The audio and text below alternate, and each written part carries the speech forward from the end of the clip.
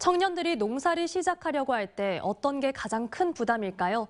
바로 농사지을 땅과 장비를 마련하는 일이겠죠. 이런 초기 부담을 덜어주자는 사업이 지난해부터 시작됐습니다. 한국농어촌공사가 농지를 대신 사들여 빌려주고 나중에 매입할 수 있게 돕는 선임대, 후매도 사업인데요. 자세한 내용 김초롱 기자가 취재했습니다. 수도권에서 공구 수리업을 하다가 지난 2022년 말 고향 나주로 내려온 만 39살 김보현 씨. 농업인의 꿈을 품고 왔지만 실제 농사를 시작하기까지 1년 가까이 걸렸습니다. 특히 땅값이 올라 농지 확보가 어려웠는데 선임대 후매도 사업을 통해 부담을 덜었습니다. 매년 54만 원을 내고 농지 4,000제곱미터를 사용하게 된 겁니다.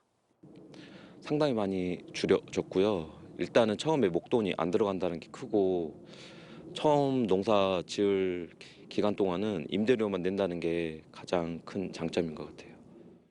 선임대 후매도 사업은 이렇습니다. 먼저 청년농이 원하는 농지를 찾아 토지주를 설득하면 한국농어촌공사가 이를 매입합니다.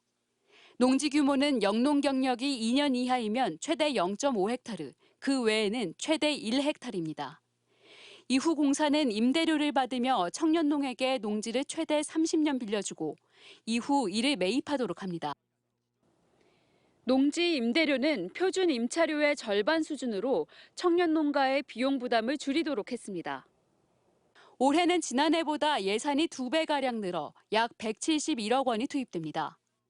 보완할 부분도 있습니다.